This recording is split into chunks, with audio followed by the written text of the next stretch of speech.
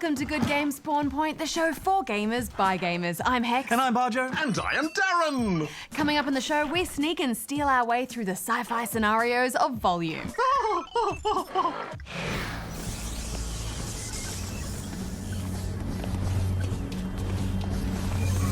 Plus, we throw some boomerangs at some baddies and Ty the Tasmanian Tiger 4.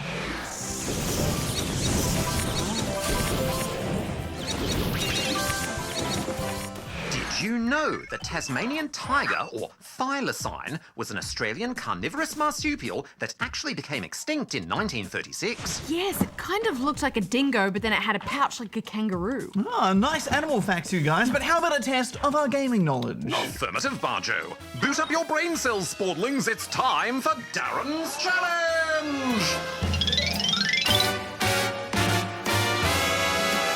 Today, I'm asking you this. In the original Pac-Man, what are the names of the 4 ghosts?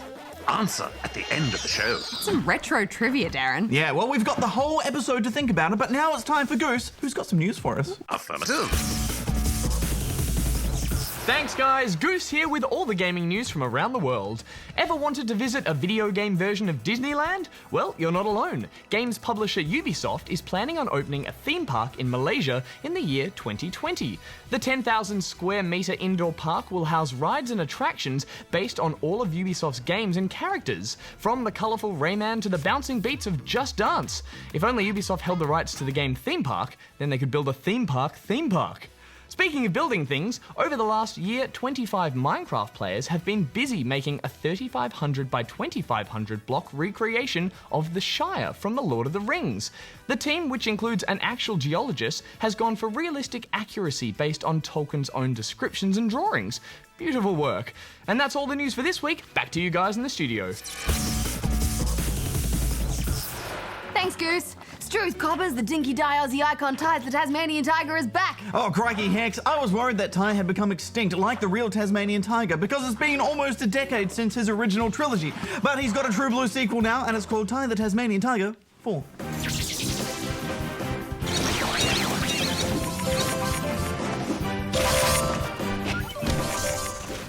If you think Ty's looking a little flatter than you remember, well, that's because much like the Rayman games, Ty's made the switch from his original 3D platformers to a more cartoony 2D style. Well, that sure worked out for Rayman, so I can see why the developers would go in this direction. Affirmative.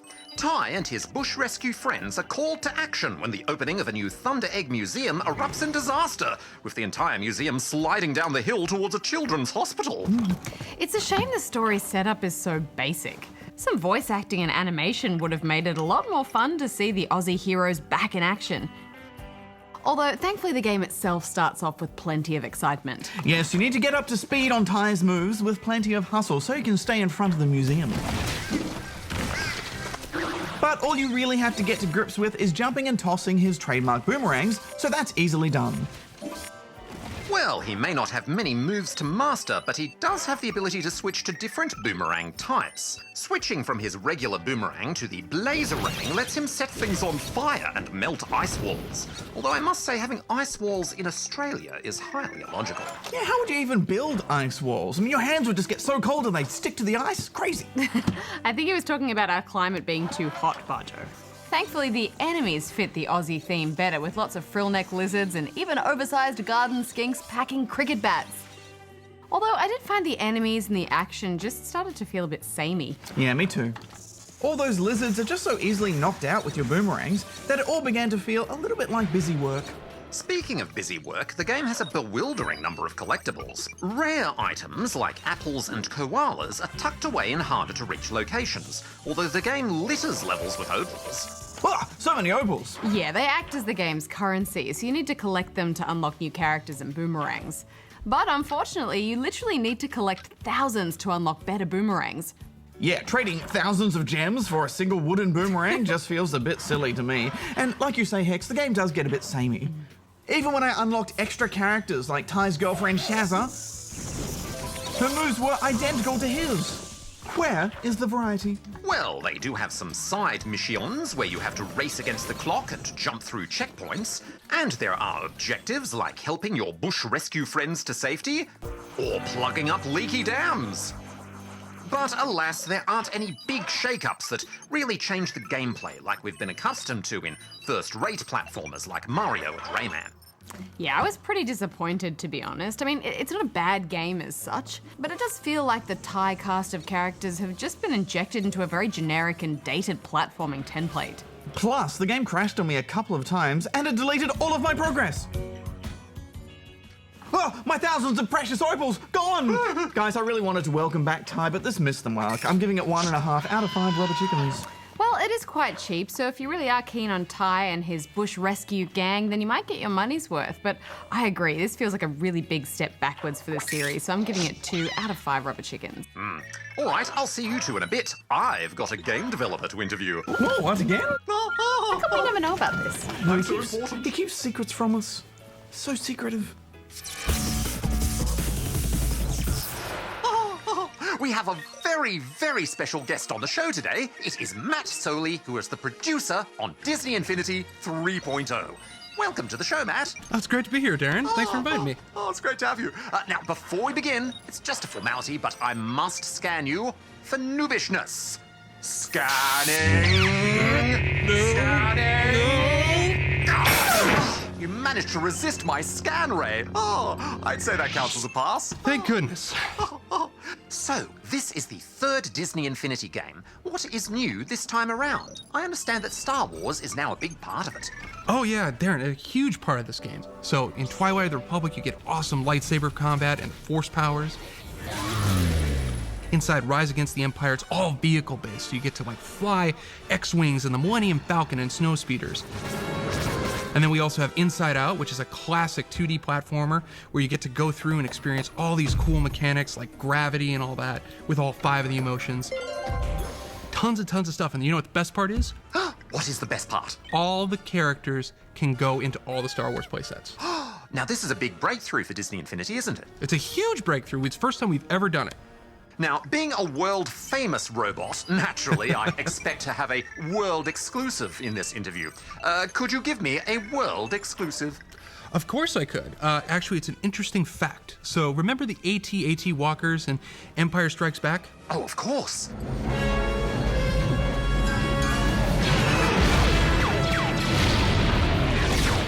When they made that scene in the movie, you noticed how they never went left or right? Now that you mention it, that's correct. They never went left or right. So that was a big deal. We had to actually go talk to Lucas because they didn't know how the AT-ATs could turn left or right. So we had to help them figure that out when we were making this game. So you were actually able to help Lucasfilm by coming up with your own engineering solution? Yes, like really, it was truly an awesome collaboration between both us and Lucas. That's amazing. So could you tell us a bit more about the Star Wars locations in the game and the sort of Star Wars activities you'll be able to do? Disney Infinity was always an open world game. This time it's an open galaxy game. Yeah, I know, super exciting. Like, literally you can go from planet to planet to planet. Now, we have a lot of spawnlings watching the show who'd like to become game developers themselves someday. What advice would you give them? You really need to work at like what you want to do in the games industry, like mess around, practice with different stuff on the internet and learn if you want to be an artist, an animator, an engineer, or even a producer. Learn and figure out what that little niche inside the game industry you want to do and just go for it 150%. Well, thank you very much for coming on the show. If you like, I could teleport you home. Yeah, I would love to be teleported home. That'd be great. Okay, just hold perfectly still. Charging my teleporter! And he's gone. Back to you, Bajo and Hex. Okay, first up this week we have this one from Red Fox, who is in Rugby, in New South Wales. Yeah. Hi, Good Game. You guys are the best. I am a fan of Good Game and GGSP. P.S. Super love the show. Okay, here's my questions. Is The Swindle on PS3 on disc or just on PlayStation stores? And can you put PS3 games on a PSP? And could you say hi to Boyd and Bryce? Thanks. Guys, you are the best, especially Bajo and Hex. Any woos? Smiley face, Red Fox out. Well, thanks for the kind words, Red Fox. And hey, Boyd and Bryce, what's up? Hi. But no, the swindle isn't available on disc. You'll have to download it from the PlayStation Store. And no, I don't think you can put PS3 games on the PSP. But if you meant a PS Vita, then yes, you can put some PS3 games on that. Yeah, there's a feature called cross-buy, which lets you buy a game on, say, the PS3, and it automatically gives you the Vita and PS4 version as well. Although usually you have to buy them online, but some discs might come with a one-time cross-buy code. And some games have cross-save too, so you could play on your home console and then continue playing on your Vita. Not every game supports cross-buy or cross-save though, so make sure you check carefully to see if it does. Indeed. From what we can see, the swindle is cross-buy, but it isn't cross-save. Although since it's a roguelike, all of your progress resets each game anyway, so it's not too big a deal. Oh yeah. All right, well let's move on to this one from Noob Checker, who is in Noob Free City in Western Australia. I used to have a job as a noob checker. Did you? Yeah, I had to walk around town and go, you a noob? And just got to check if you're a noob. Did you wear a special uniform or were you like undercover? I did. I was dressed as Sonic, and anyone who I deemed a noob, I would have to give a red card to. And the card had a picture of Darren's face on it! Oh. I heard that. Hi, GGSP. I was watching your 2013 SimCity review, and you said that you have to be connected to the internet at all times. You don't have to, it's optional. Therefore, both Hex and Bajo need to drink from the noob cup. See you later. Noob Checker out. Well, Noob Checker, that may be true now. But when the game launched in 2013 and we did our review, you very much had to be online. It was compulsory, so we weren't wrong at all. Yeah, the developers kept saying the game needed to be online for a whole bunch of reasons, but then early last year they suddenly backtracked on all that and released a patch so it could be played offline. So I think it's a bit harsh for us to have to drink from the noob cup for not being able to predict the future and reporting the facts as they were at the time. Am I right, Bajo? Yeah, you're right, Hex. I think we're pretty safe from the charge of noobery, although Darren can time travel, can't he? So surely he should have been able to know the future and tell us, which would make him the noob for not saying anything. Get Darren on the phone, Bajo. You got it, Bajo. Hello, Bajo. Hello, it's Bajo here. And Hex. Yeah, we're at the Spawn Point desk. Hi. Hey, why have you been keeping future secrets from us? Why be such a future hog? What on earth are you talking about, Bajo? Well, you didn't tell us that SimCity was going to get an offline mode when we reviewed it, and you should have known. Well, of course I knew, but telling you, that would break the sacred rule that all honourable time travellers must abide by, Bajo. It is strictly forbidden to alter the events of the past in any way, shape or form. Even revealing the slightest bit of information from the future could have catastrophic consequences for the time-space continuum. Well, surely you could tell us something, like, okay, what am I going to have for breakfast tomorrow? Oh, I love breakfast. I mean, that couldn't hurt anything, right? You can just tell me what I'm going to have for breakfast. Negative. If I told you now, then you might intentionally have something else, and who knows, that could make you ill or completely change the course of your life in unexpected ways, which would have a butterfly effect on the entire universe. Also, the Time Lords would strip me of my time-traveling privileges if they found out I broke the sacred rule. You don't want to mess with those guys. Oh, this all hurts my head. All right, fair enough, Darren. I guess you're off the hook for now. Only for now, though. Yeah, I'm going to have some yogurt. Okay, well, while we're here, and we have a question, well, it's a few questions, actually, from The Confused Man, who is in the endless space outside Australia. Oh. Are you sure you want the yogurt? Hello, this is for Darren, since he is the best for this question. Sorry, Hex and Bajo. First question. 1. Does the egg come before the chicken, or does the chicken come before the egg? 2. In Crossy Road, what's the point of the animals crossing the road? 3. In the game Halo, what is the name of the Master Chief's AI sidekick? 4. What video game console has the highest number of video game console sales of all time? 5. What genre does World of Tanks belong to? And do these! Bland. Zen. Poker face. Thanks. Or tanks.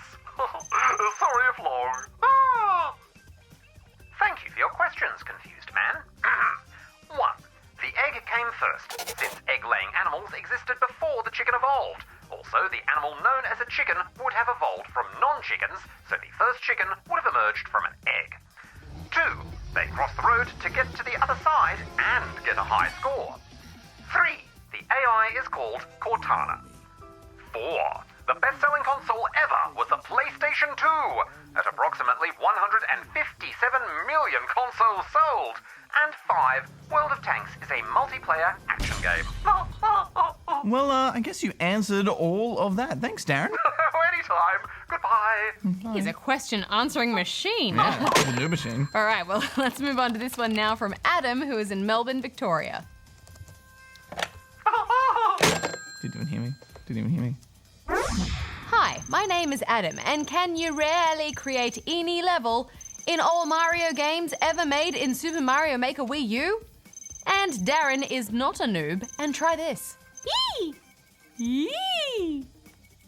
Bye! From Adam, Lucas, and Olivia, and I love Good Game SP.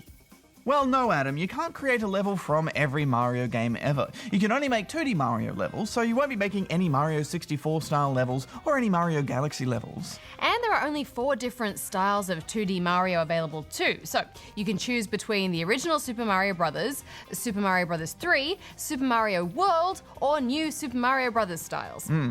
But that covers most of the 2D game styles at least. I guess I didn't want people to make 3D levels because it's so much more complicated to design them. Yeah, it's a lot easier for most people to make a level in 2D, that's for sure. That extra dimension adds a whole lot of complicated design choices. But let's move on now to this one from Mario Corn, who is in Adelaide, South Australia.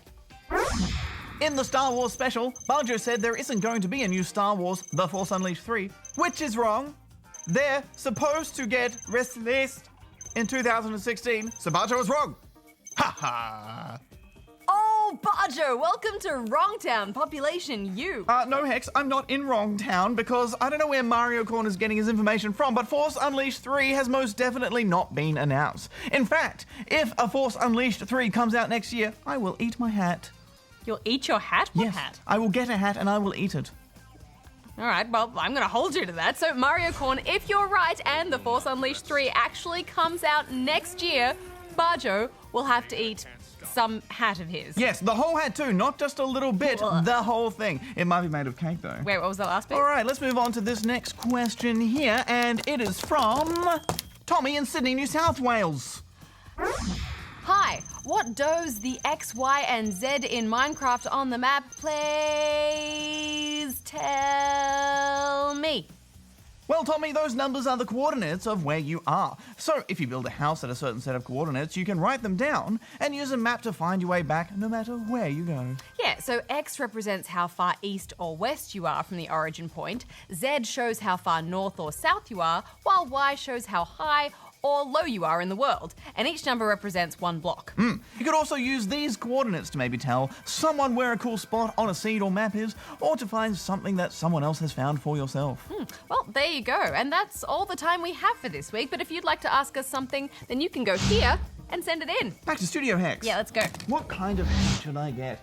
Definitely full of chocolate. We're talking about a real hat, right? Not something that you've just made out of something else. Yeah, real food hat. Oh, good questions. All right, guys, it's time to stealth it up with volume. I tried to warn you. You act out your clean little actions in the volume, rebalancing my grand design, but you inspire messy people, Loxley. People who get caught, people who take weapons into my friends' homes. Shut it down. Run. Volume is a top-down stylish game set in the future where one man fights an evil corporation using the power of live-streaming video games. This has been developed by Mike Bithell, who created the excellent platformer all about a bunch of misfit quadrangles. Thomas Was Alone. Thomas was alone. Wow. A weird first thought to have. Volume, however, is all about sneaking past guards undetected. In each level, you'll simply have to collect all the diamonds without being caught, and then walk into the exit. Level complete. To sneak past guards, you have a bunch of classic stealth tools at your disposal, such as whistling or using parts of the environment to create distractions. Is there someone out there? There are bright cones of vision and obvious patrol paths too, so it's generally pretty easy to see where to go and what to do. Yeah, I think some may find this game too easy because it's never that hard to work out what to do and the checkpoints are super generous. Well, I don't know, I think there's still a decent level of challenge. I mean, even though it's easy to see what needs to be done, it can still take a few goes to actually pull it off. And things do get increasingly complicated. Affirmative. Every few levels, there's a new gameplay element to consider, from new guard types to gadgets and environmental hazards, which helps to keep you engaged.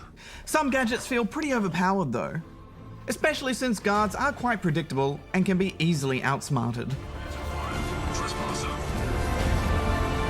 Yeah, they're pretty easy to sneak away from, but distracting them from their paths and then hiding is actually part of your arsenal.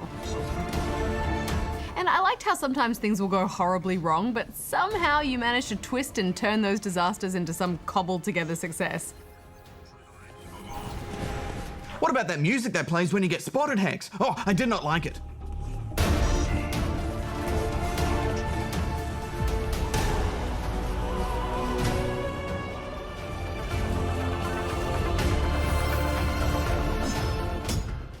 It's just too epic. Really? No, I like it. It stresses you out. In fact, the whole soundtrack in general I thought was great. Well, fair enough. Most levels only take a couple of minutes to complete, but there's an emphasis on being as fast and efficient as possible to beat the par time. You'll still unlock the next level if you go over part-time, however. And while the levels are short, there are 100 of them in the main campaign, so there's quite a few hours of gameplay. Oh, and there's an easy-to-use level creator too, and budding level designers will find it easy to create their own tricky levels. One thing I really liked is that you can actually play user-created levels instead of the main campaign missions, and it still counts towards progress in the story. And they weave the story into those levels too, which is ingenious. Identity obstruction mask activated. Hex, what did you think of the actual story? Well, this is a futuristic retelling of the classic Robin Hood story about stealing from the rich and giving to the poor. Hi, Rob. Alan. It's the year 2050 and you play as Rob, who's fighting back against an oppressive corporation using Alan, a type of AI known as a volume. I found it all a bit confusing. Is he stealing from real people? Is he just playing a game? I just don't know. Also, I was pretty focused on just stealing gems and I wasn't really paying attention most of the time. Well, paying attention is usually the best way to understand a story, Bajo. Well, Darren, if you're going to tell me a story through voiceover and get me to steal gems at the same time, I can only do one of them at once. Well, I thought the story was pretty good. And I was glad to hear Sean Wallace, the narrator from Thomas Was Alone, return to voice the AI. Not actually 100% sure your solution is optimal, but proud. But let's wrap this up. What are you going to give it, Bajo? Well, there's some great ideas here, and I did enjoy playing this. I think it's worth 2.5 rubber chickens out of 5. I was always so keen to jump into the next level. It's stylish, bite-sized stealth, an interesting take on user-generated content, so I'm giving it 3.5 out of 5 rubber chickens. Well, we're just about out of time for this week, but Darren, please, the answer to your challenge. At the start of the show, I asked you this. In the original Pac-Man, what are the names of the 4 ghosts? And the answer is Inky, Blinky, Pinky, and Clyde. Ah, yes. Oh, and in Ms. Pac-Man, they renamed Clyde to Sue. Huh. Oh, well, next week on the show, we delve back into a magical papercraft world in Tearaway Unfolded on the PS4.